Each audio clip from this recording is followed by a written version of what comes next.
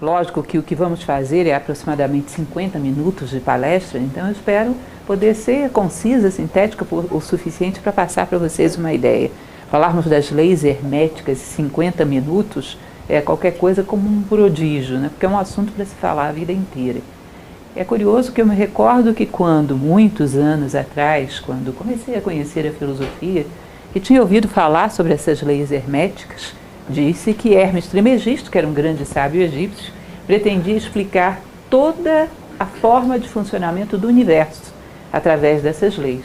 Honestamente, eu imaginei que fosse uma enciclopédia, porque todo o funcionamento do universo, e na verdade são 7 frases muito pequenas.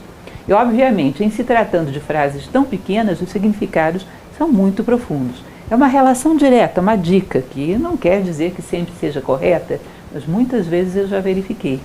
Vocês verem que grandes sábios do passado é proporcional à sabedoria deles com a capacidade de síntese que tinham. Em geral falavam muito pouco e queriam dizer muito. Contrariamente a autores, às vezes mais modernos, não tão sábios assim, que falam muito e quando você vai querer sintetizar não querem dizer quase nada. Então a gente não tem como esgotar, nem chegar perto de esgotar as máximas herméticas numa palestra de 50 minutos, isso é óbvio. Vamos dar para vocês uma primeira visão, uma primeira abordagem, para que vocês tenham uma noção do quão grande é aquilo que há para se saber. Todo mundo conhece aquela famosa frase de Sócrates, o filósofo grego, que ele diz que só sei que nada sei. E a gente acha isso uma coisa, bom, é engraçado isso, que sentido tem isso? Dizer isso com honestidade, só sei que nada sei, exige muita sabedoria. Em geral, a nossa petulância, a nossa vaidade acha que sabe muita coisa. Para você dizer só sei que nada sei, você tem que ter uma noção do tamanho daquilo que há para saber, que não é pouco. E falar isso, então, com conhecimento de causa, presume que você vislumbrou o universo de coisas que há para serem conhecidas. Cada vez que eu descubro um novo autor, cada vez que vislumbro um novo aspecto da filosofia tradicional, fico impressionada de ver o que há para saber. E cada vez mais a gente tende a perceber que sabemos mesmo muito pouco. Então esse vislumbre é que a gente pretende fazer hoje. Falar um pouco bem basicamente a respeito de Hermes Trismegisto. Essa figura é a figura do deus Tote egípcio, que é nada mais do que a transformação de Hermes Trismegisto num deus. Isso é muito comum em várias tradições, que um ser que foi muito impactante, muito especial, seja depois incluído no seu panteão. A Índia, aliás, é engraçado isso, porque a Índia e o Egito guardam uma certa semelhança no fato de que são civilizações repletas de deuses, onde tudo é sagrado.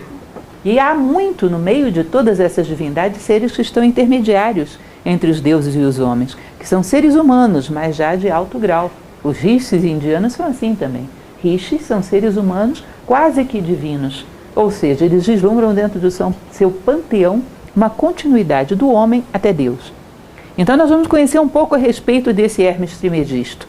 Muito pouco mesmo, porque se vocês forem olhar do ponto de vista histórico hoje, a maioria dos historiadores acreditam que ele nem tenha existido.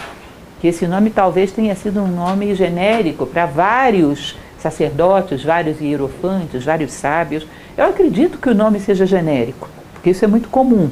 Vocês vão ver, para todo lado acontece isso. O nome não pertence a um único personagem, é uma série deles. Mas nem por isso deixa de acreditar que ele existiu.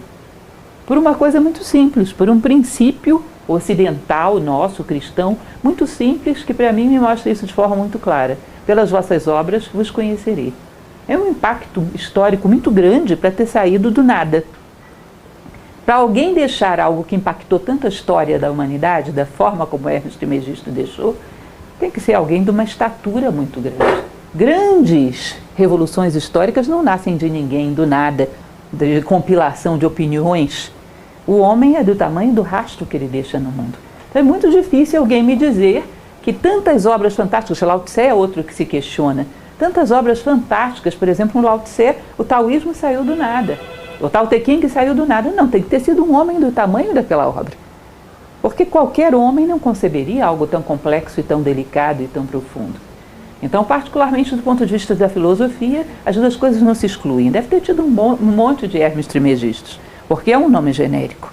Trismegisto significa aquele 3 vezes iniciado, 3 vezes sábio. Mas também deve ter havido um, que foi o grande mestre. Hoje a gente fala a respeito de uma coisa que está muito fechada, que ela está hermeticamente fechada. Curiosamente, esse nome veio dos mistérios herméticos, porque ele era tão cuidadoso com o seu conhecimento, se diz que só passava estritamente o conhecimento àquelas pessoas que tivessem uma base moral sólida para portá-lo. Esse é o tipo da coisa que hoje fica complicado para a gente, na nossa vaidade, um pouco intelectual, entender. Parece que é restrição do conhecimento. Platão já falava sobre isso, que é melhor a ignorância absoluta do que o conhecimento em mãos inadequadas. O conhecimento exige uma base moral que garanta para que você vai usá-lo. A tradição hermética tem uma frase que é muito famosa, que diz que os lábios da sabedoria só se abrem aos ouvidos do entendimento. Então é um conhecimento transmitido realmente de boca a ouvido, de mestre a discípulo. Esse Hermes Trismegisto, a gente não pode nem falar a respeito de data, porque como se não se chega a um acordo nem se ele existiu, que dirá data. Agora existe um fato curioso que se comentava muito na época do Renascimento. Para quem conhece algumas catedrais renascentistas italianas, vocês vão perceber que de vez em quando aparece a figura de Hermes Trismegisto dentro dessas catedrais. Aliás, às vezes até antes, porque havia uma relação muito grande entre a alquimia medieval e o hermetismo. E normalmente os construtores de catedral eram alquimistas. É a chamada arquitetura real, arquitetura sagrada, eram alquimistas. E todos eles prezavam muito a figura de Hermes Trismegisto. Então eu mesmo pesquisando já achei umas 3 gravuras de vitrais de catedrais cristãs com a figura de Hermes Trismegisto. E uma delas, particularmente, que fica na Itália, dele dialogando com Moisés. Não sei exatamente em que fonte se baseou isso, mas diziam que ele teria sido mestre de Moisés. Se isso tem algum fundamento, eu não saberia dizer, mas a datação aproximada que se dá a Moisés é 1250 anos antes de Cristo. Então, se existiu um personagem, que creio que existiu, talvez tenha sido por aí, 1250 anos antes de Cristo. É uma curiosidade, porque se vocês imaginarem, na época, durante todo esse período, os próprios egípcios não tinham obra de Hermes Trismegisto nenhuma. Isso foi reservado e parece que passado de maneira muito secreta. Até que quando começa a entrar o período cristão, o iniciozinho ali da transição da Idade Média, começa, sabe-se lá por que cargas d'água, a aparecer algo da tradição hermética. Sobretudo 2 coisas que nós vamos ver, que é um conjunto de textos herméticos, que é chamado de corpos herméticos, que começou a circular muito secretamente pela Europa lá pelo século I, II. Curioso, né? Onde é que estava isso? Se vocês considerarem 1250 até 100 e poucos depois de Cristo, o que são isso? 14 séculos? E mais tardiamente ainda, um material que nós vamos ver já, que é a chamada Tábua de Esmeralda, que essa começou a ser conhecida lá pelo século VII, 600 e alguma coisa. Então é interessante, gente. Vou contar para vocês uma coisa que acho que muitos já devem ter ouvido falar sobre isso. Os alquimistas medievais eram hermetistas. Sabe aquela história que a gente vê, que às vezes até ficou retratada um pouco na literatura infantil, deu origem um pouco ao imaginário sobre o mago Merlin, que são aqueles magos com aqueles chapéus pontudos, cheios de estrelas, e naqueles laboratórios estranhos, querendo transformar chumbo em ouro? Aquilo é uma imagem que provavelmente foi criada pelos próprios alquimistas. Para quê? Para fugir da Inquisição. Ajuda, Renata? Quer colocar uma aqui? Por quê? Motivos óbvios. Transformar chumbo em ouro não lhe dava fogueira. A ambição era uma coisa perfeitamente aceitável. Agora, a busca da sabedoria egípcia era imperdoável. Então o hermetismo tinha que ser escondido sob uma aparência de estudos, digamos assim, científicos, físicos, que não tinham grande problema, não enfrentavam grande resistência. Então vocês vão ver que o chumbo que eles queriam transformar em ouro era o chumbo da ignorância no ouro da sabedoria. Para quem conhece um pouco, inclusive eu tenho uma palestra sobre isso, se tiverem curiosidade, no YouTube. Vocês devem saber que as nossas palestras existem todas gratuitas no YouTube. Eu tenho uma palestra sobre alquimia medieval, que gosto muito desse assunto. Vocês vão ver que eles eram todos fundamentados em hermetismo. Eram hermetistas. E esse conhecimento começa a florescer, então, na Europa, aí pelo início da Idade Média. E estoura na época do Renascimento. Basílio Ficino, imaginem vocês que ousadia. Dos primeiros livros que ele traduz é exatamente o Corpus Hermeticum. Ele traz à tona e dá conhecimento a esse corpus hermético. Era muito ousado. a chamada Academia Platônica de Florença, além de platônica, era hermetista também. Então há aí muito daquilo que foi trazido de Constantinopla, Bizâncio, que vocês sabem que houve esse contato muito forte aí na época em que houve a invasão dos turco-otomanos, muito que veio de lá era hermetismo. Porque aquilo que havia sido esquecido no Ocidente, no Oriente Médio, continuava vivo. Então houve várias fontes que trouxeram à tona, do própria alquimia, do próprio contato com o Oriente Médio, o hermetismo egípcio. Nós podemos dizer que o Kybalion é um extrato das duas coisas, de corpos herméticos, sobretudo de tábua de esmeralda, muito de tábua de esmeralda, que é um texto bem pequenininho, onde se extraiu, se sintetizou as 7 leis fundamentais de organização do universo. É bem ambicioso, né? 7 leis fundamentais de organização, sabe de quê? De tudo que você possa imaginar. Hermes Trismegisto diz, com essas 7 leis conhecerás tudo o que pode ser conhecido. Óbvio que aí deve haver várias chaves. Helena Blavatsky, que é uma pensadora brilhante do século XIX, ela dizia, um mito legítimo tem pelo menos 7 portas, 7 chaves. E você constata isso, que é uma coisa curiosíssima, gente. Peguem um livro muito simbólico, leiam agora, aí marquem a data na sua vida, daqui a 10 anos lê de novo. Se você, nesse ínterim, cresceu como ser humano, daqui a 10 anos vai te parecer que é outro livro. Recomendo, inclusive, guardar o mesmo exemplar, para você não achar que está lendo outra tradução, porque aquele que você leu não tinha isso. Tinha, está lá marcado por você. Porque é impressionante como abrimos portas fora, quando abrimos portas dentro. Quanto mais dentro, mais fora. Isso é um princípio bastante curioso e que se verifica de fato. Né? Então, esse é o nosso amigo. Isso é uma escultura já bem tardia, ninguém faz a mínima ideia de como era Hermes Trismegisto. A escultura já da era cristã, essa já é uma réplica, era cristã não, isso é anterior, é 5 séculos antes de Cristo, mas é uma réplica do que teria sido alguma lembrança remota de Hermes Trismegisto. Aqui nós temos também uma réplica da Tábua de Esmeralda, onde se colocam frases muito enigmáticas e algumas das máximas do Kybalion estão aí. Como eu falei para vocês, no Corpus Hermeticum, e também se diz que o livro dos mortos egípcio teria sido feito com uma profunda influência de Hermes Trismegisto. Agora vamos entender o que é livro dos mortos egípcios, que nem esse nome não tinha, diga-se de passagem. Livro da saída da alma à luz, o livro da oculta morada, não era um livro, era um conjunto de conhecimentos e preceitos mais transmitidos pela tradição oral, que diziam o que acontece com o homem após desencarnar. Agora, os egípcios tinham uma visão que nós podemos tê-la também, porque continua muito atual, de que o maior mal do homem é o esquecimento. Então eles diziam, não adianta a gente conhecer tudo isso, quando chegar próximo da morte vamos esquecer tudo. Então cada vez que uma pessoa tinha necessidade de relembrar, queria garantir que não esqueceria, mandava escrever o seu livro dos mortos. Então vocês vão ver que o que a gente conhece, quando você pega a edição do Livro dos Mortos, que por sinal tem uma bela introdução de Carl Jung, que gostava muito desse livro, o Livro dos Mortos, ele tem uma série de vinhetas que são uma compilação de vários papiros que foram encontrados em múmias, em geral de escribas, de Anne, de Nu, de um monte de gente. Isso foi compilado, as histórias são parecidas, similares, mas não é um livro. É uma compilação desses papiros que foram encontrados junto ao peito de vários desses escribas mumificados. Tá? Você mandava escrever o seu livro dos mortos, para garantir que você não esqueceria. O que você tinha que relembrar antes de chegar diante do peso do coração do morto, que era o Aduat, o que você tinha que falar na sua confissão negativa, o que você tinha que implorar ao seu coração. Aqueles que queiram, ali na entrada, inclusive a gente tem um pedaço de um desses papiros, que é aquela imagem maravilhosa do peso do coração do morto. E depois, quando se chegava diante de Osíris, Ísis e Néfites, os 72 juízes do Amente, enfim, uma história complexa com muitos detalhes. E depois disso, o que acontecia para quem reencarnava, para quem não reencarnava. Então isso era um lembrete que cada um reescrevia para si. Porque o Livro dos Mortos mesmo, como tradição, assim como a história de Ísis, Osíris e Horus, tudo isso era tradição oral.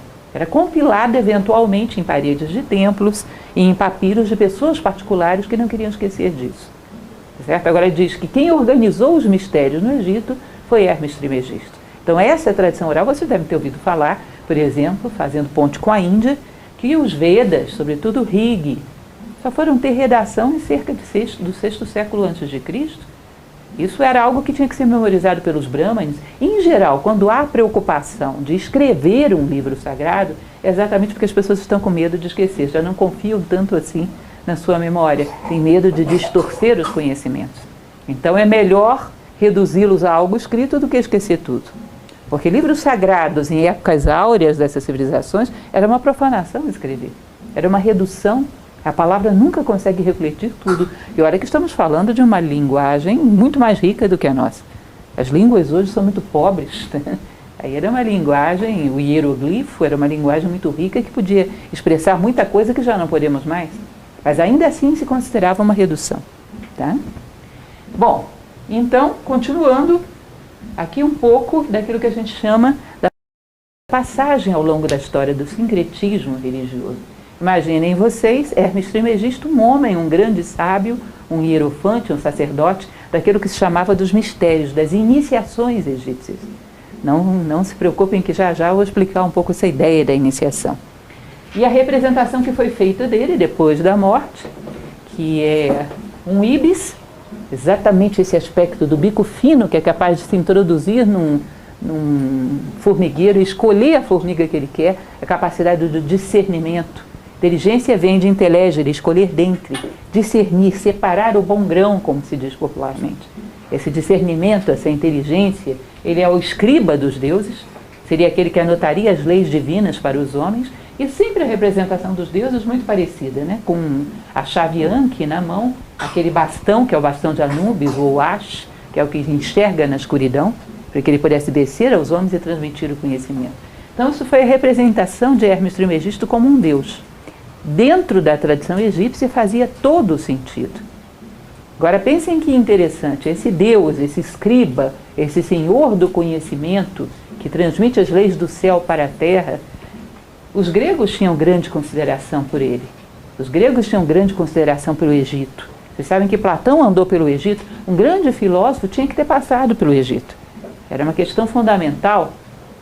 Mas os gregos sabiam que se eles colocassem uma deidade com essa aparência, para os gregos não significaria nada. Porque a mentalidade de um grego é muito mais racional do que o egípcio, que é muito mais intuitivo. Então o grego ele adapta o espírito de Hermes Trismegisto para uma figura que já seria muito mais compreensível para o grego, que é a figura de Hermes, o deus que comunica também, o deus mensageiro, que comunica céu e terra, que é esse nosso amigo aqui, que depois vira Mercúrio em Roma, o deus que carrega esse bastão ou caduceu na mão, que representa o próprio homem, esse caduceu, o aspecto físico, psíquico e espiritual, que quando se alinham se torna uma ferramenta na mão de um deus, do nosso próprio Deus interior. Então vocês vão ver que Hermes, ou Mercúrio entre os romanos, é uma adaptação ao espírito greco-romano de Thoth, porque eles sabiam que os gregos tinham uma outra mentalidade. Percebam que só isso já daria uma palestra, gente. Por quê? Porque imaginem vocês que nós somos riquíssimos em criações, mas nós não criamos os nossos próprios símbolos. Para termos um símbolo para o conhecimento, para o discernimento, precisamos usar algum símbolo antigo. Nós inventamos ferramentas capazes de simular os primeiros momentos do universo, aquele acelerador de partículas que nós conhecemos, que descobriu o bóson de Higgs. Nós calculamos aproximadamente a distância com que um cometa vai passar da Terra. Fazemos coisas fantásticas, mas não soubemos construir os nossos próprios símbolos, de tal maneira que a nossa sociedade pudesse entendê-los. Então a gente trabalha com símbolos emprestados. É curioso isso, né? Então é o mesmo Deus que foi depois transmitido para uma imagem mais adequada a uma mentalidade.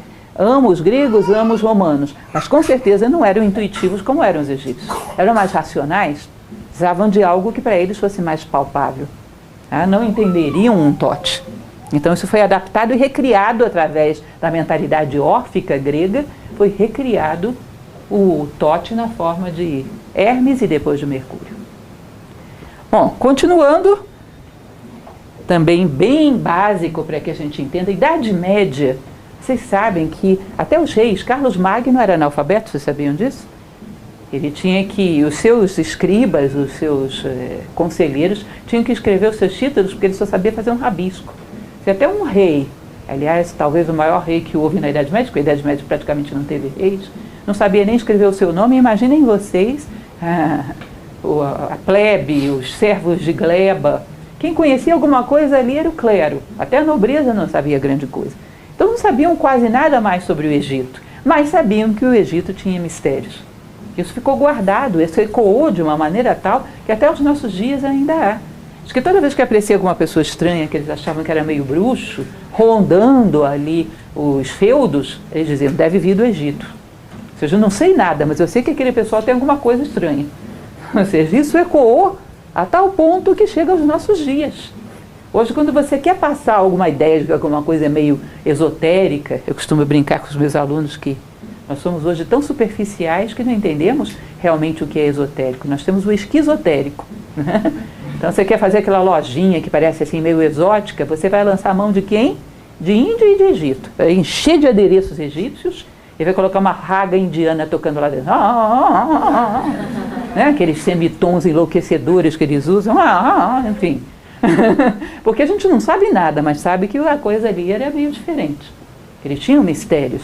Tá? E isso perdurou ao longo da história e ainda está presente nos nossos dias. Vocês imaginarem como é que uma civilização projeta uma imagem desse tamanho ao longo da história. Tá? Que tamanho devem ter sido? No Cairo eles dizem, o homem teme o tempo, mas o tempo teme as pirâmides. Porque é impressionante, elas vão deixar de existir, já estão deixando, foram muito destruídas, mas olha, é impressionante a durabilidade. Vocês considerem a quantidade de pedras que foram tiradas daquelas pirâmides da meseta de Gizé para construir a própria cidade do Cairo e não conseguiram acabar com elas. Vocês imaginam a vontade de um homem que deixou um rastro desse tamanho? E nem querendo muito as pessoas não conseguiram destruir? É impressionante o Egito, muito impressionante. É como se vocês imaginassem um avião que passa pelo céu. Vocês sabem que todo avião deixa algum rastro de fumaça. Mas se for um caça, ele já foi embora há muito tempo e fica aquele traço atravessando o céu. Você olha e diz, não foi qualquer teco-teco que passou por ele, né? Foi um caça. E um homem que deixa um rastro desse tamanho, uma civilização. Isso é uma civilização de porte, porque por muito que se quisesse, não se conseguiu apagar o Egito. Nem a imagem que ficou ecoando ao longo da história. Então é a sede dos mistérios e a sede das iniciações. E aí nós vamos tentar entender, na medida das nossas possibilidades, o que seriam esses graus de conhecimento que nós chamamos de iniciações. Também hoje é uma palavra que de vez em quando se usa, está na moda. Eu tenho muito medo de palavras que entram na moda, que em geral elas não significam nada. Eu tenho um medo terrível quando as pessoas começam a pegar conceitos orientais do tipo do karma. O karma então virou qualquer coisa, coitado. Que pena do karma. As pessoas estão ali sofrendo, apanhando, totalmente passivas, sem fazer nada. É o meu karma. Meu Deus do céu. Qualquer sábio indiano rolaria no túmulo 1000 vezes. Ainda bem que eles eram cremados, não iam para o túmulo. Então os conceitos são muito esvaziados. De vez em quando se fala sobre essa questão das iniciações. Mais um clique. Muito básico, dentro de uma palestra que se propõe a ser de 1 hora ou menos. Imaginem vocês o seguinte. Recentemente vocês devem ter visto sair nos jornais que se encontrou no interior da Espanha, mais uma vez, que isso não é a primeira vez que se fala isso, mas esse foi um dos mais longínquos, que se achou um determinado local que provavelmente acamparam homens de um desses ancestrais hominídeos que sempre se procura por aí. Eles acharam uma coisa que eu achei muito interessante, muito impressionante. Eles acharam restos de pedra que com certeza não tinha nenhuma finalidade utilitária. Não era para caçar, não era para nada. Era provavelmente um pequeno altarzinho. Era finalidade cerimonial. Não sei que era um hominídeo, não me lembro o nome particular desse hominídeo, mas eu sei que era um ser que provavelmente era um precursor da humanidade com muito poucos recursos. Mas já sabia reconhecer e simbolizar de alguma forma a presença do sagrado no universo. Isso não é impressionante? Por isso que se diz, grandes pensadores costumam dizer que o homem não é o homo sapiens, o homem é um homo religiosos. Porque sapiens, você vê às vezes um chimpanzé, faz coisas impressionantes. Um gorila, você sabe que a diferença do chimpanzé para o homem é de um cromossomo. Faz coisas impressionantes às vezes.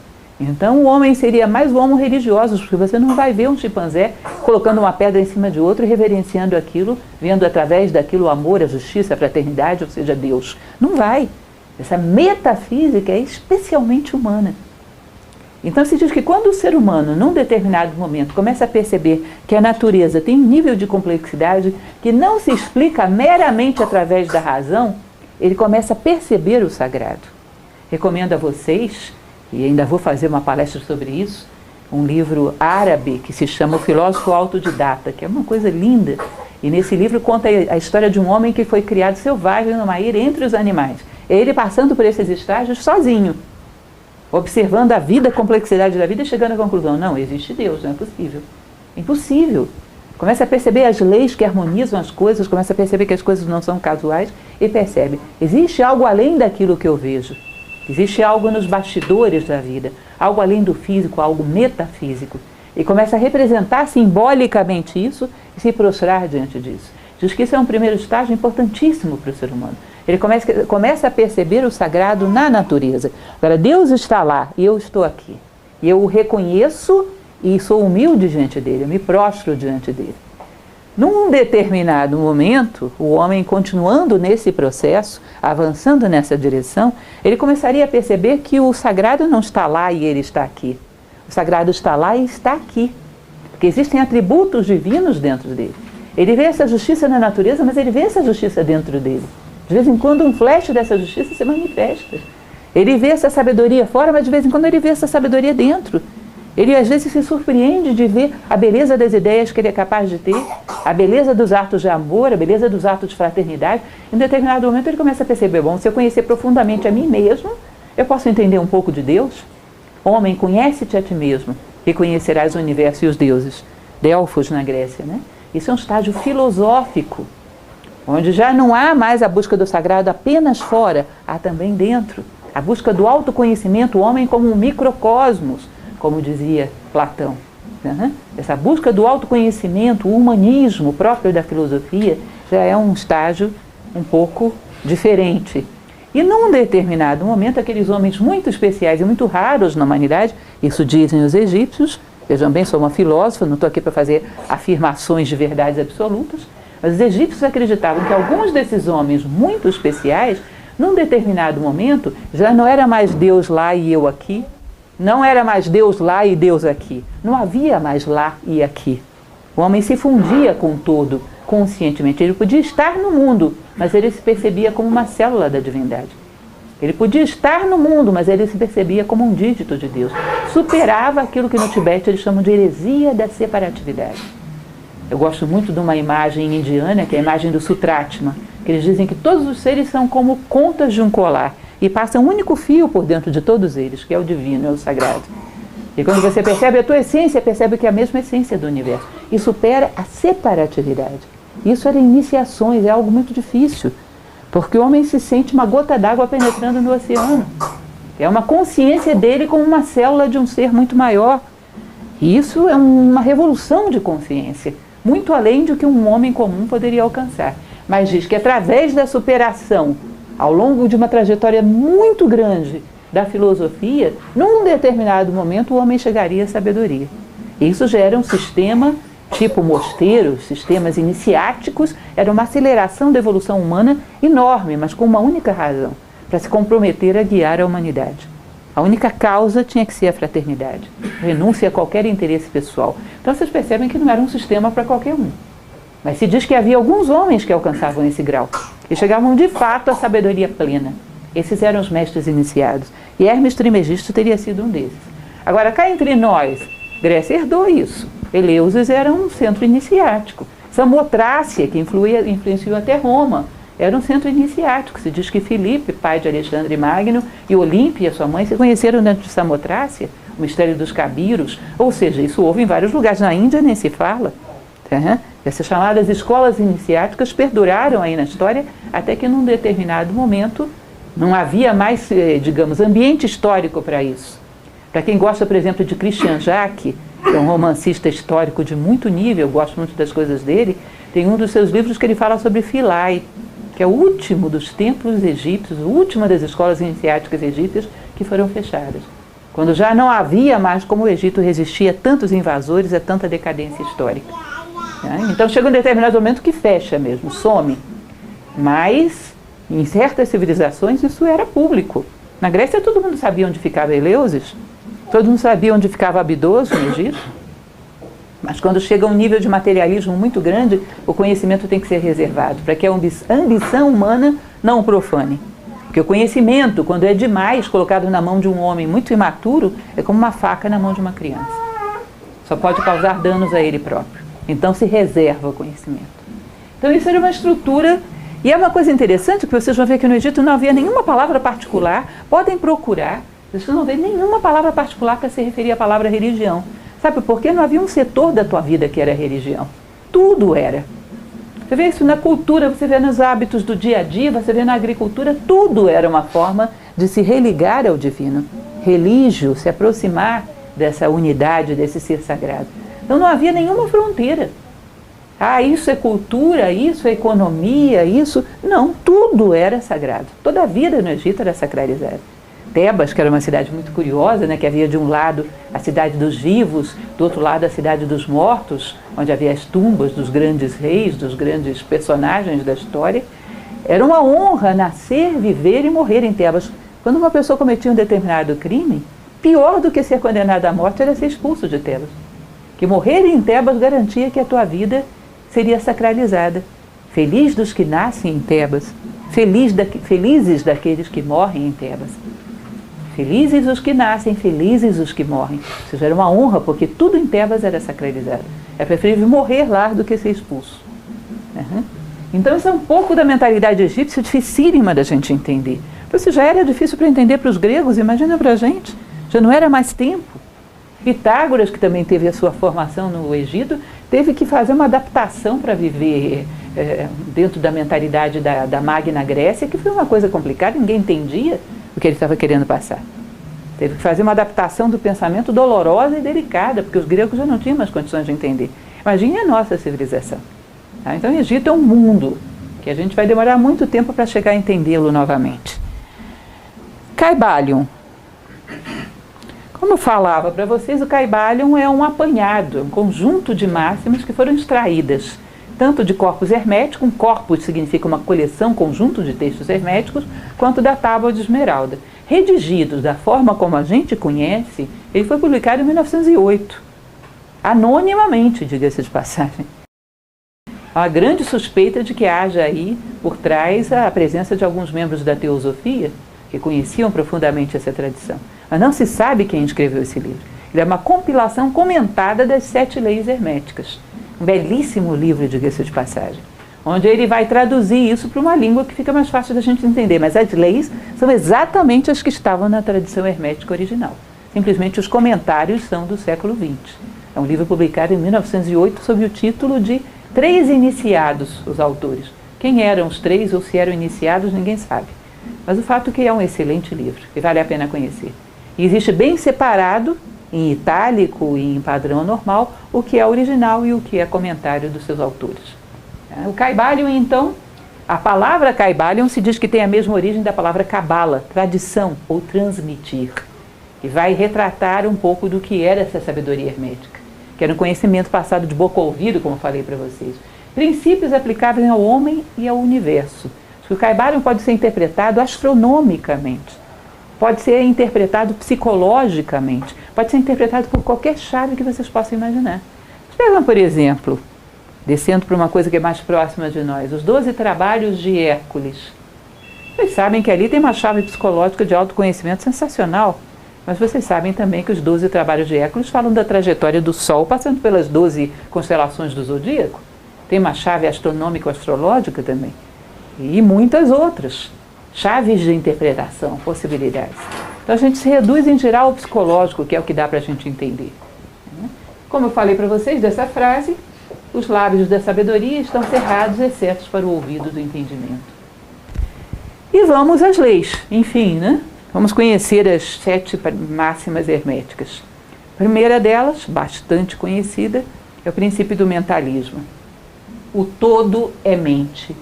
O universo é mental. Clara, evidente e indiscutivelmente a teoria das ideias de Platão. Tem nem o que discutir. Platão se inspira no Egito e nem tinha preocupação de esconder isso. Ele se inspira no Egito. Quando ele diz, por exemplo, ninguém faz uma cadeira como essa que vocês estão sentados sem primeiro pensá-la. Imagina, o marceneiro tropeçou na madeira, a madeira saiu ajeitando caoticamente, virou uma cadeira. Isso é uma coisa de louco, qualquer um acharia isso doido. Aliás, existe um pensador atual, que é aquele Fritjof Capra, que escreve um livro interessante, que ele fala sobre o universo holográfico. Ele fala exatamente sobre essa impossibilidade das coisas nascerem caoticamente no mundo sem terem vindo de um plano mental, no plano das ideias do universo. E ele dá um exemplo que eu acho engraçadíssimo, que ele diz para você jogar um computador seu na escada. E o computador sai batendo nos degraus, pá, pá, pá, pá, pá, pá. E digamos que você tinha um modelo antigo. Deem aí uma ajudinha para mim para dizer qual é o nome de um modelo antigo e um modelo novo, porque eu não sei. Você tinha um Pentium. Aí, devido a esse acaso do computador ter caído pela escada, ele se rearranjou lá dentro, de uma maneira que quando chegou lá embaixo, virou um Apple de última geração, um Macintosh. É lógico que faria uma fila para jogar computadores nessa escada. E você sabe que isso não vai acontecer, isso é ridículo. Agora, vocês acham que o universo é menos complexo do que o Macintosh? E sofre variações para estados cada vez mais complexos? Aí ele conclui de uma maneira que eu acho muito interessante, muito hermética, que ele diz, olha, o nosso século vai passar para a história como um dos mais dogmatizados pela crença no acaso. As coisas evoluem de maneira ordenada para estados cada vez mais complexos, e evidentemente isso tem que ser pensado em algum plano, que a evolução seria uma realização no plano concreto daquilo que já estava no plano das ideias. A mente cósmica, que os indianos chamam de Mahat. A própria evolução, vocês já devem ter ouvido falar sobre isso, que vem de evolvere. Evolvere nada mais era do que desenrolar os papiros para ver o que tinha lá dentro. Evolução seria desenrolar o papiro da mente divina, para ver o que foi que ele pensou para o universo. Quanto mais evoluímos, desenrolamos o papiro da condição humana, para ver o que está escrito lá, e plasmamos no mundo. Então, na verdade, tudo viria desse plano mental. E se projetaria no mundo. E evoluir seria correr atrás desse arquétipo, desse modelo que está no plano das ideias desde o início do tempo. O modelo da condição humana existiria, ainda que não houvesse um único homem no mundo. A ideia do homem existiria. E ela se realiza à medida que o homem vai fazendo ponte entre o céu e a terra. Essa é a ideia do pontífice, do sacerdote, a cabeça no céu e os pés na terra. Ele capta essas ideias e começa a realizá-las em si mesmo. E começa o processo da evolução. E se ele evolui, tudo à sua volta evolui também. Porque as suas obras acompanham o seu porte, a sua estatura, o seu tamanho como ser humano. Se não evolui o homem, não adianta, não vai evoluir nada. As coisas vão se tornar utilitariamente mais modernas, mas não profundamente mais conhecidas. A gente vai ter mais know-how, saber como, mas não vamos saber por quê. Então essa é a ideia do mentalismo, continuando um pouquinho mais com ele. O próprio universo seria uma criação da mente do todo. Fica essa discussão enorme que hoje existe dentro da astronomia, né? O universo está em processo de expansão. Num determinado momento ele vai parar de expandir, vai condensar ou não vai continuar expandindo indefinidamente. Tudo estava naquele horizonte, aquela singularidade inicial. Aí veio o Big Bang, né, que na verdade hoje não é mais Big Bang, é Big Inflation. O universo foi inflando dentro de um certo prazo de tempo e expandiu e continua expandindo. Depois ele vai encolher de novo. Bom, se você pegar a década pitagórica, Pitágoras é lembrado, por exemplo, na Índia, como Yavanacharya, passou pela Índia, é lembrado no Egito. Pitágoras diz que tudo sai do zero e vai para o 1, e depois tudo volta para o 1 e volta para o zero, que é o número 10. Ou seja, as coisas expandem e depois contraem. É o pulsar do coração do cosmos. E isso é interessante porque isso é uma das coisas mais profundas que tem, por exemplo, dentro da tradição indiana. Dizer que o que mais se assemelha ao universo em nós é o nosso coração, com sístoles e diástoles. Expande e contrai, expande e contrai. E o universo seria assim. Não é curioso, não é interessante? Então o universo teria a sua proposta, a sua ideia no plano das ideias, na mente divina, desde antes de se manifestar uma única molécula, um único átomo. Compreensão desse princípio habilita o indivíduo a abarcar prontamente as leis do universo mental e aplicar o mesmo princípio para a sua felicidade e seu adiantamento. Como seria isso? Dentro da filosofia prática, vida interior é controle da mente. O que significa isso de forma prática? Se tudo que vai ser existe no plano mental da natureza, e a natureza realiza isso, tudo que vai ser na nossa vida também não nasce no nosso plano mental? Vocês já devem ter ouvido falar da medicina oriental, por exemplo, que fala que as doenças nascem de formas mentais. Determinadas doenças que, por exemplo, geram a decomposição do corpo nasceriam do ódio que decompõe, ou do egoísmo. Problemas cardíacos talvez nascessem de determinados rancores, ressentimentos. Ou seja, a medicina indiana, por exemplo, fala constantemente disso. Ou seja, os nossos padrões mentais, se você os alimenta, vai haver uma brecha de oportunidade onde eles vão gerar fatos na tua vida. E se você não quer que esses fatos se precipitem, mude os seus padrões mentais. Não acredite que aquilo que gera consequências são só atos físicos. A mente gera consequências tão reais ou até mais do que meramente os atos físicos. Atos meramente acidentais não geram tantas consequências quanto uma forma mental que você alimenta ao longo de um prazo razoável. Ela afeta a você e ao mundo. Constantemente estamos sendo afetados por formas mentais que estão por aí pairando na humanidade. De tal maneira que se não tivermos alguma identidade para saber o que é nosso e o que não é, somos pensados, não pensamos. Então, da mesma maneira que o universo nasce do plano mental, o teu universo também nasce. A tua vida também nasce. Então, cuida daquilo que pensas, que será o teu futuro. Tudo que será, nasce agora no plano mental. Esse é o primeiro princípio hermético. Imaginem em quantas dimensões, eu estou simplificando, mas em quantas dimensões poderia ser aplicado isso. O segundo princípio é o princípio da correspondência. Esse é uma constante, você encontra essa lei manifestada em tudo quanto é tradição que você possa imaginar.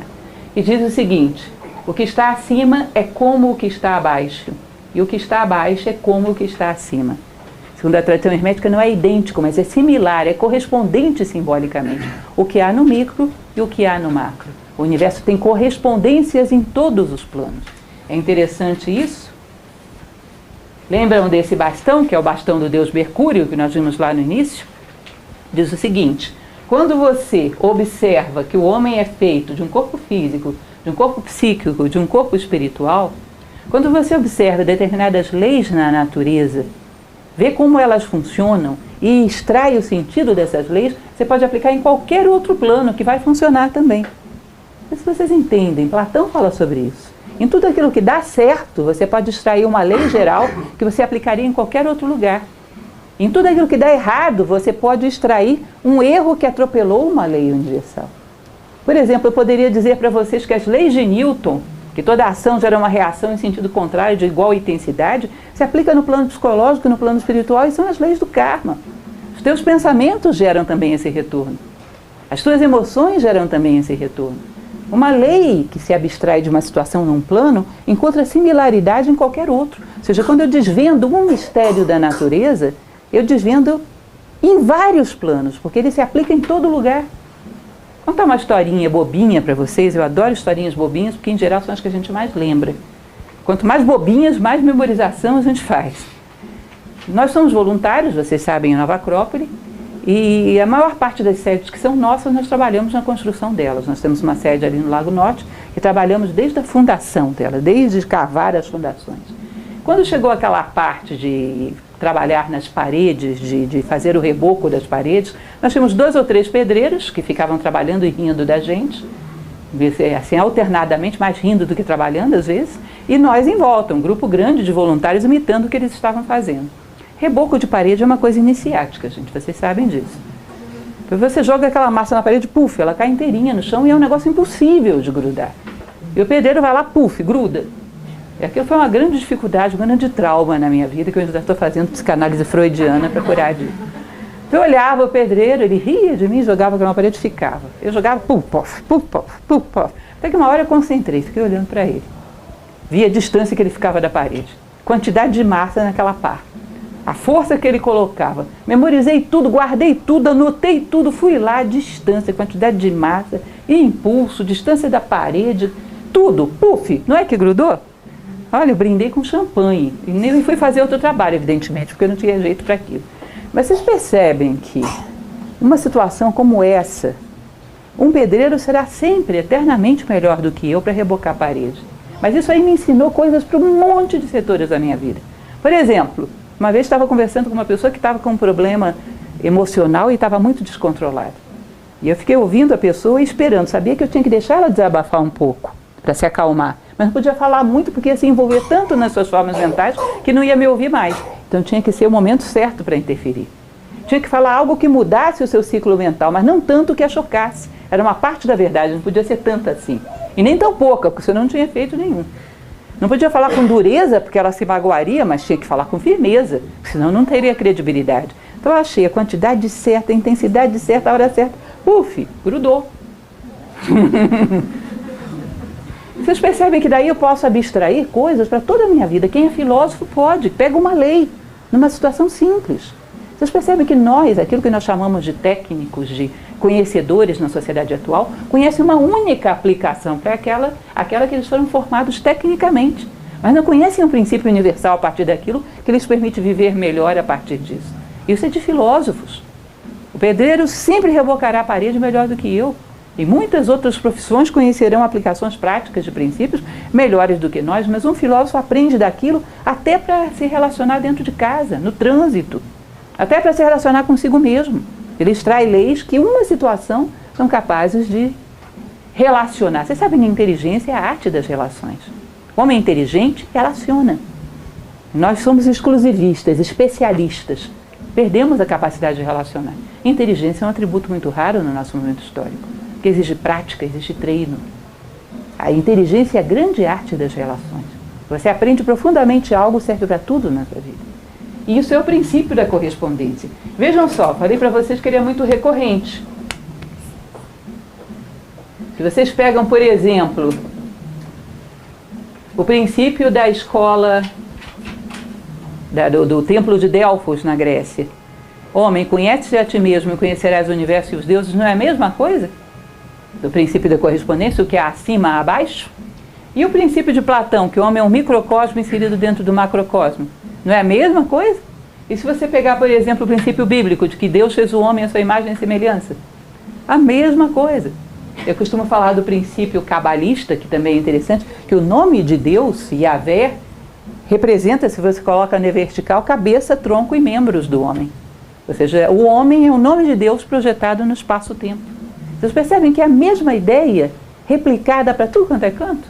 É impossível que tantos povos tenham feito um complô para enganar a gente. Ou será que dá? Para aí deve haver uma verdade do universo, né? Que a gente pode recuperar. Tá? Esse é o princípio da correspondência. O terceiro princípio, é lindo esse, que é vibração. Heráclito, lá na Grécia, falava algo muito parecido, muito depois, né? Nada está preparado, nada está parado, perdão, tudo se move, tudo vibra. A gente faz um relógio de quartzo e ele funciona por quê? Porque o quartzo vibra. Aquele que trabalha com construção civil sabe que tem que considerar a expansão e a contração dos materiais da sua construção. Tudo vibra. E se diz que o universo, vocês já ouviram falar de uma coisa chamada nome interno? Nome interno, que era muito usado, esse tipo de conceito nessas civilizações mais tradicionais, é o nível de vibração da tua consciência. É o que você realmente é. Imaginem, por exemplo, quando uma moto vira a chave, que faz aquele barulhinho tão tradicional e tão agradável. Some, né? Não sumiu, saiu do nosso espectro auditivo. Saiu da intensidade de vibração que a gente percebe. A mesma coisa é com a luz. Chega um certo aspecto de vibração que a gente já não enxerga mais, mas ela continua. O universo, o nome interno das coisas, tem a ver com o parâmetro vibratório que elas têm. Para a tradição egípcia, a coisa é mais ou menos assim. Ó. Se você pega a matéria e acelera, você vai ter energia. Se você acelera, você vai ter a luz. Se você acelera, você vai ter aquilo que eles chamavam de mistério, do desconhecido. Se acelera, você vai ter espírito. Se você acelera, você vai ter Deus. Acho que o universo, ele se mede pelo nível vibratório em que está. A tua consciência vibra num determinado patamar. Pode ser acelerada, pode ser desacelerada. Teu nome interno, em que nível de vibração a tua consciência está? Porque a matéria densa, ela vibra tão lentamente que parece parada. O espírito vibra tão rapidamente que parece parado. São os dois extremos. E acelerar um ser é simplesmente aumentar o seu nível vibratório. Vocês já devem ter ouvido falar de Platão, por exemplo, na sua República, onde ele sonhava uma cidade ideal, que ele dizia, cuidado com a música que o governo dá às pessoas. Sabe por quê? Ele dizia, inclusive, conheço um estado pela música que os governantes dão ao povo. Porque música é padrão vibratório puro, e ela tem uma capacidade de te sintonizar com o padrão vibratório dela. Não pense em nada, é impune na nossa vida. Uma pessoa que está acostumada a ouvir músicas com vibrações muito grosseiras, muito agressivas e diz, mas isso não tem nada a ver com a minha vida, eu sou uma pessoa de princípios, mas gosto dessa música. esquece. Em algum momento, diante de uma dificuldade da vida, a sua consciência vai correr para aquele padrão vibratório que ela tem afinidade. Daí que Platão falava da música como um elemento fundamental da educação.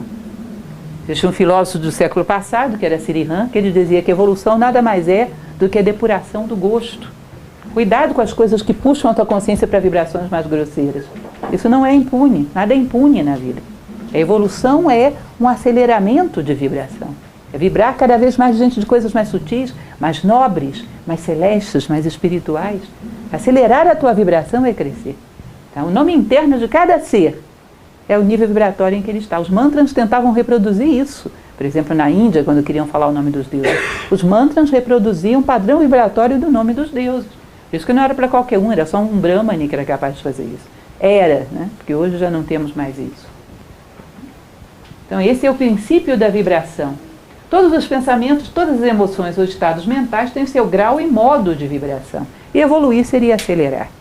E daí buscar as coisas com vibrações mais sutis e afinizar-se com elas. Cuidar daquilo que alimenta a tua alma como aquilo que alimenta o teu corpo. Ninguém acha que comer uma comida podre vai ser impune. Comer algo que tem uma vibração muito grosseira no plano mental e no plano emocional também não vai ser impune. Nada é impune. Tudo gera consequências. Nós vamos ver isso já em outro princípio. Quarto princípio da polaridade. Linda a expressão desse princípio. Difícil, complicado, mas muito bonito.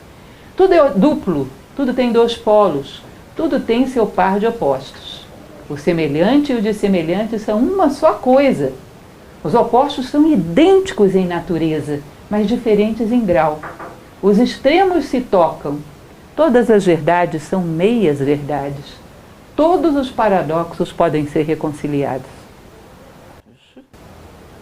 Bonito, né? Mas o que significa isso mesmo? Imaginem vocês o seguinte, algo simples como, por exemplo, um termômetro. Se você pega ali um gradiente de temperaturas, o quente e o frio são idênticos em natureza, mas diferentes em grau. Não é isso?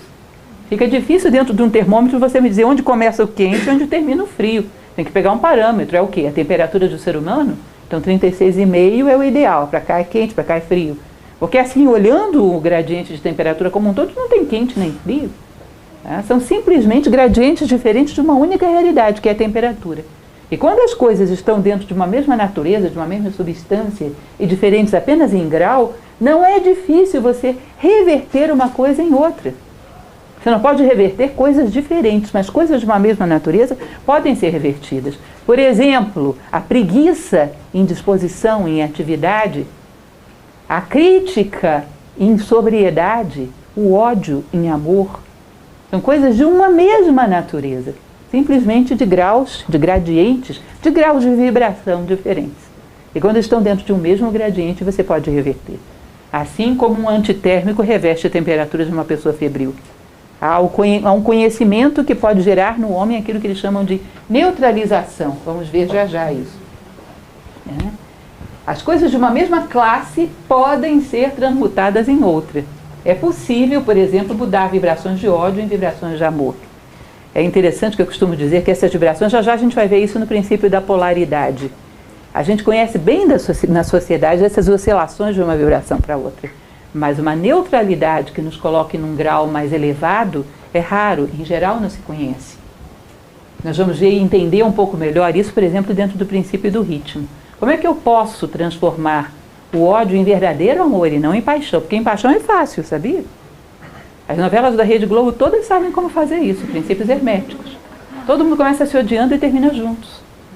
Em paixão é fácil, agora no verdadeiro amor tem uma certa complicação, mas é possível. É possível. E o próximo princípio, que vocês vão ver que eles estão todos combinados, vai falar bastante sobre isso, que é o princípio do ritmo. Tudo tem fluxo e refluxo. Tudo tem suas marés. Tudo sobe e desce. Tudo se manifesta por oscilações compensadas. A medida do movimento à direita é a medida do movimento à esquerda. O ritmo é a compensação. A minha avó, que era uma senhora bastante interessante, simplória, mas que tinha um conhecimento de vida que eu achava curioso, nunca deve ter ouvido falar que existia o Hermes Trismegisto no mundo, não sei nem se ela sabia que existia Egito, Mas o fato é que ela dizia uma coisa muito interessante: dia de muito riso, véspera de pouco siso. Vocês lembram desse ditado popular? Nós estávamos todos histéricos, aquela criançada infernal. Ela, menino, amanhã vai estar chorando. E eu não entendia nada, que loucura, que tem a ver uma coisa com outra. E você percebe que realmente existe esse gradiente de euforia e depressão. Você oscila um tanto para cá, vai oscilar um tanto para lá, como compensação. As novelas da Rede Globo, eu falei para vocês, são especialistas nisso. Você tem, por exemplo, um casal que numa fase de namoro tem um comportamento muito explosivo de demonstrações barulhentas de paixão. Ele vai com o helicóptero e joga folhetins: eu te amo, minha querida. Esse gradiente de euforia pode se tornar um gradiente, por exemplo, de agressão, de rejeição dentro do casamento. Dificilmente você vai encontrar um casal que foi muito sereno e que depois se estapeie. Serenidade é um gradiente de desvio pequeno. O desvio, por outro lado, tende a ser pequeno. As coisas se compensam, é uma lei matemática da natureza, né? Então, esse princípio do ritmo vai dizer que é muito parecido com as leis de Newton, né? Igual intensidade, mas em sentido contrário. Os desvios tendem a se compensar. Então, a questão do homem que tem ódio não seria gerar uma paixão. Porque a paixão depois da manhã deve virar ódio de novo. Vocês já perceberam que às vezes as pessoas, quando brincam, quando riem, que as brincadeiras são meio vulgares, que geram uma certa euforia, você sente que no final fica uma sensação de amargura? No final da festa você já está com um amargo na boca? É a contraparte, é o princípio da polaridade. A próxima vez que você sentir isso, pode dizer: Hermes Trismegisto. Todo mundo vai te olhar e vai dizer: quem é Hermes Trismegisto? Você vai ter entendido uma parte desse mistério. As polaridades se compensam. Então, para você superar o ódio, não é paixão, é amor. Mas o amor não pode estar aqui no meio do caminho. Sabe por quê? Se você puxa o pêndulo para o meio do caminho... Olha aqui, um pêndulo caiu aqui para mim confirmar. O pêndulo no meio do caminho, ele continua muito, digamos assim, vulnerável. Vai voltar a vibrar. Você tem que ir ao fiel da balança, que não vibra. Você tem que se elevar. Para desenvolver verdadeiro amor, que não vibra, você tem que ir acima. Forma um triângulo. Muito parecido com aquilo que vocês montam no Natal, na casa de vocês, no presépio. Que de um lado tem o burrinho, que representa a inércia, e do outro lado o boi ou o touro, que representa a paixão, e lá em cima da manjedoura, o Cristo, né? O equilíbrio, a serenidade. Ou seja, o equilíbrio se conquista num outro patamar, é puxado para cima. E isso aí eles vão chamar de princípio da neutralidade, que é um subprincípio dentro do ritmo. O ritmo é inexorável, mas podemos encontrar um ponto de estabilidade que nos tire dessas variações.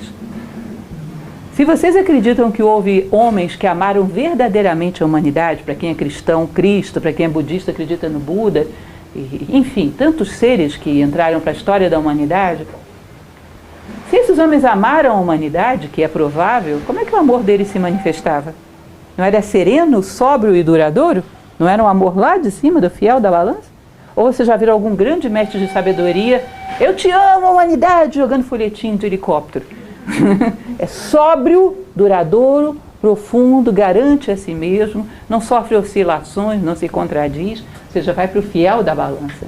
Não há como acabar com as oscilações, mas podemos minimizar as suas influências sobre nós, que é a neutralização. Nós vamos já ver como é que é isso. O princípio da compensação, sem excessos.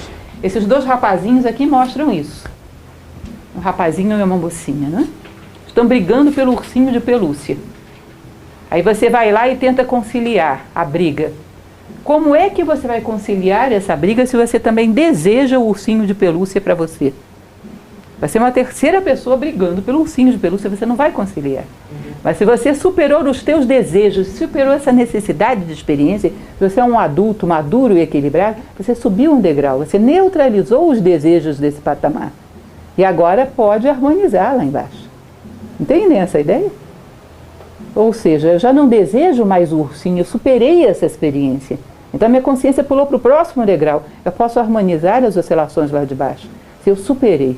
Agora, se toda a minha necessidade de experiência está nesse patamar, se eu sou uma criança, eu não vou harmonizar esse conflito. Eu vou ser uma terceira força brigando pelo ursinho. Isso é o princípio da neutralização. Só tem uma forma de você neutralizar os conflitos de um patamar. Porque esses conflitos, essa oscilação faz parte da lei. Você não pode cancelar a lei. Mas você pode se colocar num outro patamar, para já não ser mais atingido por aquela lei naquele patamar. Vai haver outras leis aqui, Então você vai cada vez mais subindo e neutralizando até que nenhum desejo te atinja, até chegar à sabedoria. A neutralização significa crescer para dominar os fatores que estão te atingindo nesse patamar. Passar por um outro patamar de consciência. Neutralização já não há mais aqui nada que eu deseje. Então essa superação de um determinado patamar de experiência te faz poder conciliar esses conflitos. É uma ocasião, nós tínhamos um professor, faleceu há coisa de uns 5 anos atrás, que trouxe Nova Acrópole para o Brasil, o professor Michel Echenique. Ele dizia uma coisa muito interessante, que a natureza, a geografia terrestre tem cumes e vales. Mas lá em cima existe um sol, que pelo menos para o nosso ponto de vista está constante. Ele não está oscilando, ele está paradinho lá, observando a geografia terrestre. E a tua consciência tem algo de solar e tem algo de terrestre. Se você se identifica com a Terra, não tem jeito, você vai ficar subindo e descendo, vai ter cumes e vales. Mas se você se identifica com aquilo que em você é solar, o teu corpo vai continuar subindo e descendo e você já não identifica mais. Sabe aquela pessoa que acorda de manhã e diz, olha, o meu corpo hoje está estourado, mas eu estou bem. Minha psique hoje está doida, mas eu estou bem. Ou seja, lá embaixo. E quando você não dá muita atenção a essas vibrações, você vai tornando elas mais suaves. Como criança. Já viram criança quando dá birra e você olha para ela? Piora ou melhora? Muito! Aí é que o escândalo fica feio. Você faz de canto que não está ouvindo, ela vai serenando, não tem eficiência, não tem eficácia, não está resolvendo. Então você identifica acima e aqui embaixo vai serenando as oscilações.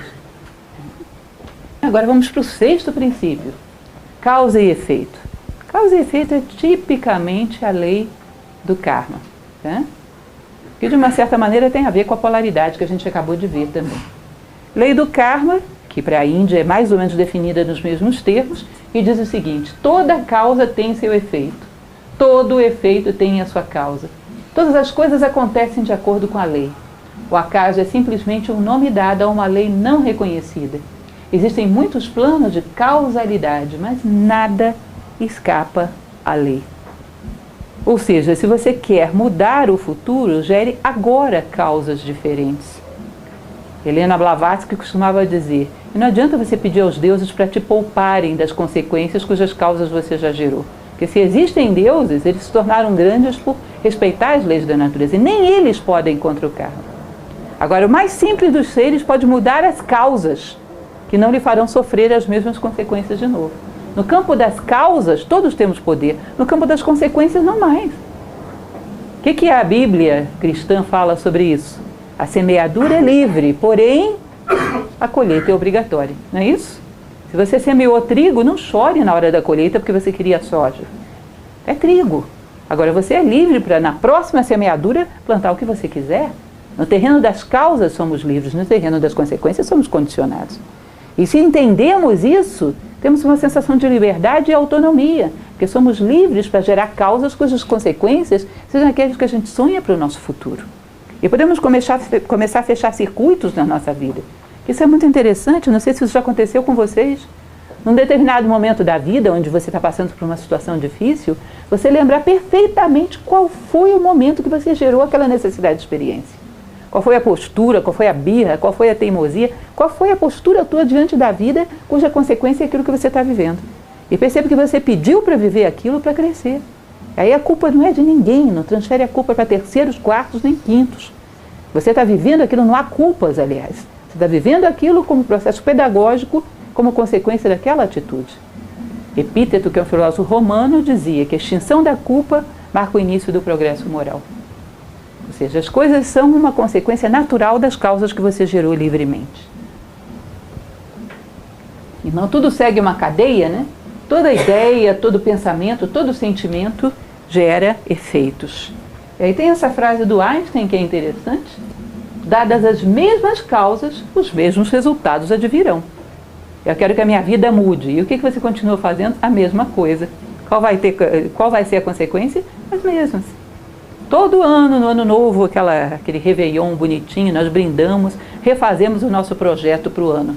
E continua agindo do mesmo jeito que o ano velho. Não vai conseguir os seus projetos do mesmo jeito. Não gerou causas. Não atuou sobre as causas. Gerou uma fé supersticiosa em consequências que caem do nada. Que é a ideia de sorte que a gente tem. Como assim sorte? Nós realmente acreditamos que saem coelhos de cartola se você não tiver colocado um coelho lá dentro antes. Bom, isso é fanático, isso é infantil. Saem coelhos de onde você colocou coelhos, quando você está colocando o coelho. Tá? Então, evidentemente, com as mesmas causas advirão os mesmos efeitos. E, por fim, concluindo, né, o 7º princípio hermético, que é o princípio do gênero. Gênero que vem de generare, gerar, que dá nascimento a tudo nos 3 planos do universo. O gênero está em tudo. Tudo tem os seus princípios masculino e feminino. O gênero se manifesta em todos os planos.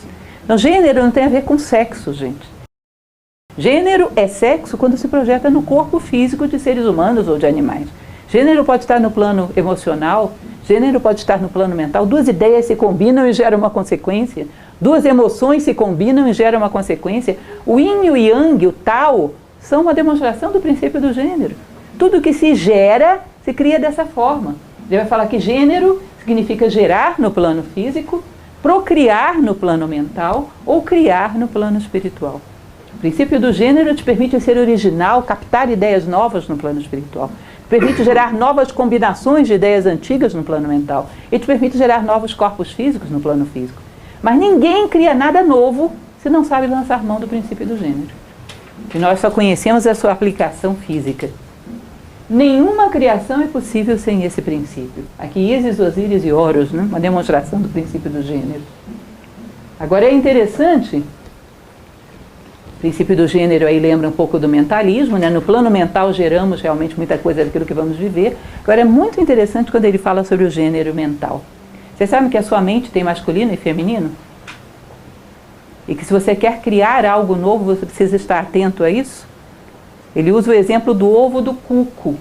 Já ouviram falar que esse passarinho tem um estranho hábito, muito esperto, de ir no ninho de outros pássaros, colocar para fora os ovos todos que estão lá e colocar os dele? Que os outros passarinhos chocarem o ovo dele? Aí nasce aquele passarinho super estranho e os bichinhos não entendem como é que foi aquilo, não? Eles chocam os ovos de outro pássaro. A esperteza, aliás, diz que o homem é uma sintaxe da natureza, né? Tudo que acontece em algum lugar da natureza acontece no homem, que é como se ele fosse um produto. Teilhard de Chardin fala muito sobre isso. Um produto, uma sintaxe de tudo que a natureza elaborou até aí. Ela sintetiza isso tudo na criação humana. Então, imaginem vocês o seguinte, uma ideia surge na sua mente, um flash, puff. Aí você pega aquela ideia e começa a alimentar, desenvolver, trabalhar. E como você desenvolveu, trabalhou, você tem a impressão de que você criou. Você é a mãe, cresceu no seu útero. Mas o elemento que fecundou não foi teu, às vezes. Às vezes foi uma ideia do inconsciente coletivo, às vezes foi uma manipulação de alguém. Muito sutilmente chega em você e joga uma ideiazinha desse tamaninho. Aí você cria um ninho para aquilo, alimenta, cria, choca o ovo do cuco, desenvolve. E como você cuidou e deu à luz, você tem a impressão, eu sou a mãe, é uma ideia minha. Mas a fecundação veio de elementos externos. De onde nasceu a ideia que deu origem a tudo isso. Se eu não sou capaz de ir lá no plano das ideias, no plano espiritual, ver alguma lei do universo e fecundar a minha mente, eu estou chocando o ovo de cuco. Estou chocando ideias que não são minhas. Isso ele chama de mente masculina e mente feminina. Cuidado! Quais são as ideias que você não só desenvolveu, mas você mesmo captou? Quais dos seus pensamentos são realmente seus? Quais das suas criações são realmente suas? Isso é o mecanismo mais comum para se usar para indução e manipulação. Como quem não quer nada. Uma ideiazinha. Aí você pega aquilo e faz todo um desenvolvimento. E aquilo te parece teu. Mas no fundo você desenvolveu um ovo de um outro pássaro, de um cuco. E isso é muito comum dentro da sociedade. Você está cheio de pessoas que têm opiniões políticas, que têm sentimentos de ódio por um, amores por outros, personagens públicos. Você vai perceber que aquilo não é deles. Eles não tem nenhuma razão para ter aquilo. Não pensam daquela forma, não tem nenhuma reflexão própria que gerou aquilo. Desenvolveram um pensamento que foi insuflado pelo coletivo. Vocês percebem? Quão pouco das nossas ideias são nossas? Quão pouco dos nossos sentimentos são nossos? Só para poder, uma pequena brincadeira, mas que eu acho interessante, que eu sempre me recordo, quando eu era pequena, tinha meus 10 anos de idade, já morava aqui em Brasília, um dia eu fui para a aula, e cheguei lá, a escola estava fechada. Eu não tinha aula aquele dia porque tinha falecido Juscelino Kubitschek. Aí eu voltei para casa e encontrei um coleguinha meu no meio do caminho, da 5ª série também, vinha saltitante. Eu cheguei para ele e disse, olha, não vai ter aula hoje. Ele me olhou, por que não vai ter aula? Falei, ué, porque morreu Juscelino Kubitschek. A cara dele, aí ficou consternado. Era pura dor. Aí de repente ele levantou para mim e perguntou assim, ele era da 5ª série? Toda vez que eu vejo uma pessoa demonstrando rejeição, paixão, ódio por personagens, eu lembro do Juscelino da 5ª série. A pessoa não sabe nem do que está falando, não sente realmente nada por aquilo. A gente usa os sentimentos e os pensamentos como entretenimento. Nenhum deles é nosso. É só para dar um chantilly, para dar sabor à vida. Não são teus. E sentimento não é brincadeira. Se você brinca com os sentimentos, nunca os terá, serão sempre emoções superficiais. O que você realmente ama? O que realmente te provoca dor? O que realmente você pensa dos outros seres humanos? Você refletiu sobre isso? Você criou isso? Senão você só teve a mente feminina. O princípio da geração não funcionou ainda. Você não criou nada, não gerou vida. Nenhuma ideia tua é realmente tua. E assim você não tem como realizar a tua identidade. Dar o teu recado ao mundo. Dizer a que veio. Que isso é possível quando você cria a sua própria identidade. Fecunda a sua própria mente. Entendem essa ideia? Isso para mim ficou como um ícone. Sentimentos e pensamentos coletivos são o Juscelino da 5ª série. Porque realmente é muito assim. Muito pouco temos de autêntico. Muito pouco que realmente comunica ao mundo aquilo que viemos comunicar. Nossa verdadeira identidade. E por último, existe uma recomendação final no Kybalion, que eu acho muito bonito, que nada mais é do que aquela frase de Helena Blavatsky que diz: honrai as verdades com a prática. Ele diz o seguinte: guardai-vos da avareza mental e expressai em ação aquilo que aprendestes. Estudai os axiomas e aforismos, mas praticai-os também. Só acessaremos a sabedoria do todo quando nos integrarmos a ele. O conhecimento é, como a riqueza, destinado ao uso. A lei do uso é universal, e aquele que viola esta lei sofre por causa do seu conflito com as forças naturais. Ou seja, conhecimento gera compromisso. Se você não quer se comprometer com a vida, com a humanidade, com a sua própria vida, não queira conhecer. É melhor não saber. É como você imaginar que você sabe nadar e passa por uma piscina e tem uma pessoa se afogando. Você tem responsabilidade de ajudar aquela pessoa. Se você não sabe, não. Seriam dois se afogando, não tem nenhum sentido. Conhecimento gera compromisso. E se você quer o conhecimento, queira o compromisso. Porque só tem esse sentido. Conhecimento sem compromisso é vaidade. E você jamais conhece de fato as coisas antes de se comprometer com elas e vivê-las.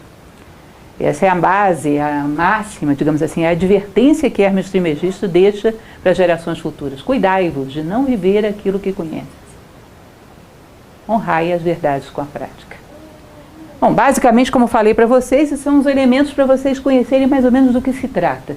Essas 7 pequenas frasezinhas, segundo Hermes Trismegisto, organizam o universo manifestado. E o profundo conhecimento delas nos permitiria entender as leis gerais com as quais interagimos naquilo que chamamos de vida. Porque o universo é todo interligado de leis, todo conectado por uma lógica, todo organizado pela inteligência. Não existe caos no universo, nem ele é desejável. Houve um matemático, Henri de Poincaré, que ele dizia: o acaso nada mais é do que a medida da nossa ignorância. Isso também é muito hermético.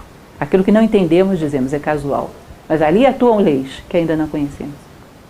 À medida que conhecemos, comprometermos-nos com elas. Bom, isso é basicamente, lembro a vocês que Egito é uma das matérias que a gente estuda logo no primeiro nível do nosso curso de filosofia. Somos um trabalho voluntário, a Nova Acrópole se preocupa em passar adiante uma filosofia vivencial, prática. Então a ideia é que todas as nossas palestras sejam uma pequena amostra daquilo que desenvolvemos dentro do nosso curso de filosofia. Quem ainda não conhece vai ter a oportunidade de conhecer com mais tempo o Egito, logo no primeiro nível na disciplina de ética, que a ética egípcia é muito interessante e ajuda muito a entender o espírito verdadeiro da ética, conhecer como pensavam os egípcios. Convido vocês, lembro que teremos uma abertura de turma essa semana, na quarta e na quinta-feira. As aberturas de turma são bem espaçadas, então não percam essa oportunidade de vir conhecer aqueles que ainda não estão com a gente. De vir assistir a uma primeira aula, fazer uma experiência. Todo filósofo tem amor ao conhecimento, venham saber do que se trata. Tenho certeza que quem gosta de uma palestra como essa, em plena sexta-feira, tem potencial de filosofia. Tá? Venham conhecer. E é isso, aí abro para perguntas.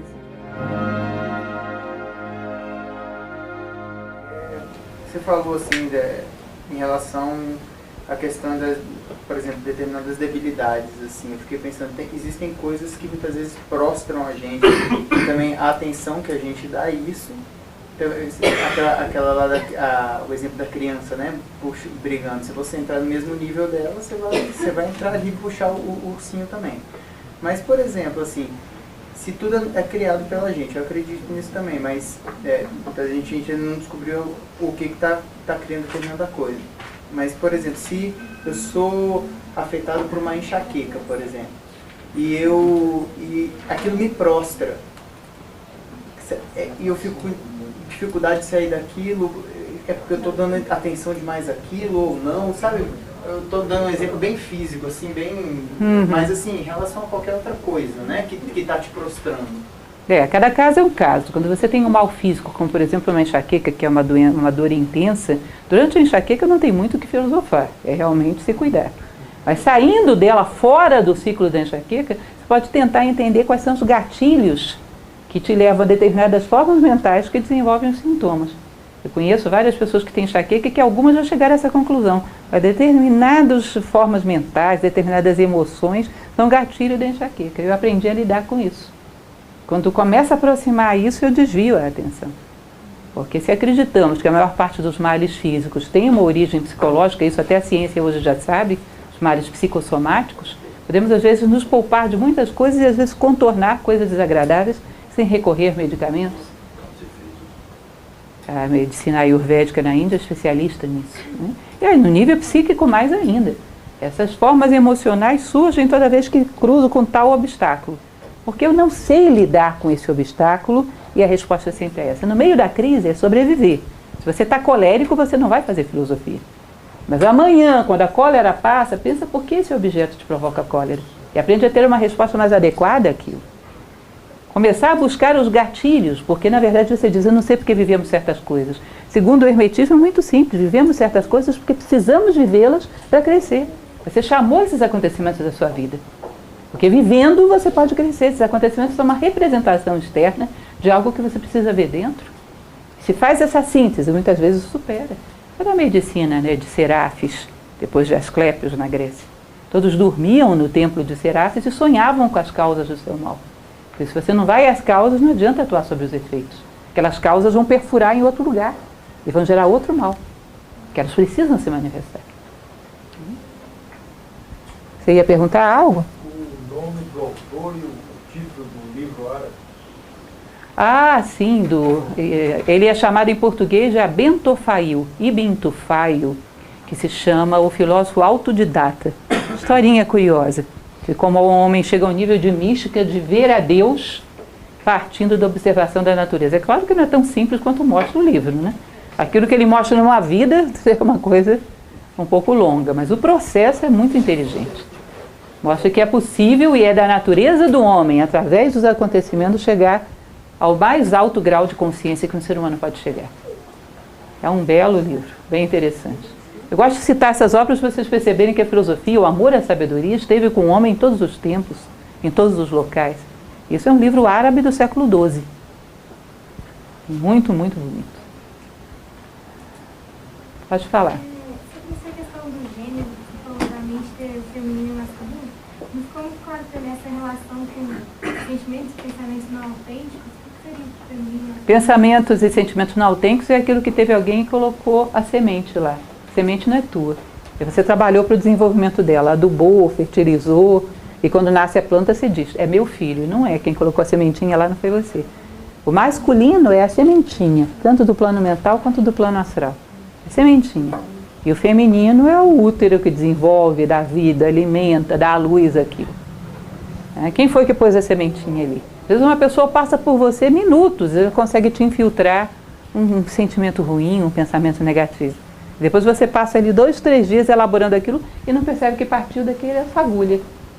Às vezes é uma pequena crítica, uma maldadezinha, né? Você viu tal coisa? Pronto, não fala mais nada, só você viu tal coisa. E você passa uma semana com raiva. Já viram isso? Sementinha. E fui eu, não foi você. Você só alimentou. A semente não é tua. Existem teóricos que dizem que a nossa civilização está passando de um modelo neurótico de relacionamento no psicótico, quando a lei depende do prisma de quem vê. O que você acha disso? Eu acho que é bem provável, porque nós vivemos uma tendência à relativização de tudo. Hoje é muito difícil você falar, por exemplo, de certas coisas dessas, sem que haja uma pessoa ou outra que diga, isso era só os egípcios que pensavam assim, isso é relativo, isso para mim não vale. O desconhecimento de leis gerais, de princípios gerais e tudo interpretado através de uma subjetividade, torna impossível que o ser humano aprenda do passado. Então nós aprendemos o passado para construir aviões, para construir automóveis, para construir prédios, para construir homens, não. Achamos que podemos fazer sozinhos. E que aquilo que é bom para o Hermes Trismegisto não é bom para mim, tudo é relativo. Eu comentava com os meus alunos, um dia desses aqui mesmo no Lago, que eu comentava que uma vez uma pessoa foi numa palestra minha, onde eu falava das virtudes do herói, e dizia, olha, essas virtudes são muito relativas. Até a lei da gravidade é relativa perto de um buraco negro. Eu acredito, mas eu não sou um buraco negro, eu sou um ser humano. A lei da gravidade é muito absoluta para mim, se eu me atirar pela janela, eu vou ver. Então, homens é o que sois, como dizia Chaplin. Então, como homens, há leis que para nós são gerais. Da mesma maneira que os princípios da aerodinâmica para uma nave, para um automóvel, os princípios herméticos para um ser humano. Esses princípios que ajudam a construir o homem. Jung tem uma frase muito interessante que ele fala sobre isso, que é mais fácil você partir do zero e construir uma nave que te leve à lua, do que partir do zero e construir um conhecimento que te leve ao interior de si mesmo. Excessiva relativização dos valores humanos, todo mundo quer aprender tudo. A consertar um televisor, você vai fazer um curso técnico. A construir um aparelho, você vai a um curso superior. Mas para construir a sua própria vida, um menino de 12 anos acha que sabe e não aceita palpite de ninguém. Não é assim? E tudo é relativo. É muito complicado, muito complexo você construir alguma construção humana, porque todo ser humano vai ter que começar do zero. É como se você todos os dias amanhecesse com uma amnésia e tivesse que construir a sua vida no prazo de um dia, sem considerar tudo que você viveu anteriormente. É como se as nossas gerações fossem assim. Amanhecessem todas com amnésia e começassem sempre do zero. Lidamos com certos elementos que talvez já haja uma experiência de vida aí que poderia ser herdada, e nós começamos sempre do zero, com uma animalidade, com uma brutalidade que já éramos para ter considerado, não é? E continuamos sempre no mesmo ponto. Tá? Isso é um fato. Nós estamos quase que passando por uma sociedade esquizofrênica. Tudo gira à volta de si próprio e todas as coisas são feitas para atingi-lo particularmente. Tudo tem a ver com o pessoal. Tudo é pessoal. Nada é universal. Não somos capazes de ver nada que se refere à humanidade como um todo. Tudo é pessoal. Isso é uma excentricidade. É como se fosse o princípio da polaridade, a perda do centro. Uma excentricidade que vai se tornando cada vez, o pêndulo vai vibrando tanto que perde o contato com o centro. É um tipo de patologia quase que coletiva no nosso mundo. Você vê isso como arquitetado por uma entidade, alguma coisa assim? Não, eu vejo necessidade de experiência dos seres humanos. Vão ter que sofrer um pouquinho. Nietzsche, num livro chamado A Genealogia da Moral, ele diz que a natureza só tem duas maneiras de fazer você aprender alguma coisa. Ou através da reflexão, que você pode, mas se você não quer, através da dor. A dor é uma forma de gravar com ferro e fogo as verdades da natureza que você não quer ver. Necessidade de experiências do ser humano escreve a história. Você precisa viver um materialismo muito grosseiro, vai ter que vivê-lo, como é que a gente vai evitar? Aquelas pessoas que são um pouco mais maduras, às vezes, percebem isso em relação aos filhos. A mãe chega com uma filha numa festa, a filha nem entrou ainda na festa, ela olha, minha filha vai se interessar por aquele rapazinho ali, e vai se dar mal. Ela nem sai do carro. Percebe o conhecimento da natureza humana que é previsível as cabeçadas, entre aspas, que vai ter que dar. Mas nenhum sábio olhando para a humanidade deve dizer isso. E com esses gostos, com esse egoísmo, porque egoísmo é um negócio que torna o homem muito previsível. É que nem o cachorrinho correndo atrás do rabo. Egoísmo torna o homem previsível. Ele vai correr através de benefícios pessoais. Até a personalidade se dissolver, ele vai correr atrás de benefícios pessoais. Enquanto não esgotar isso, não passar para um outro patamar de interesse, não neutralizar, não passar para um outro degrau, é mais ou menos previsível que vamos viver. É uma lei da natureza humana para evoluir.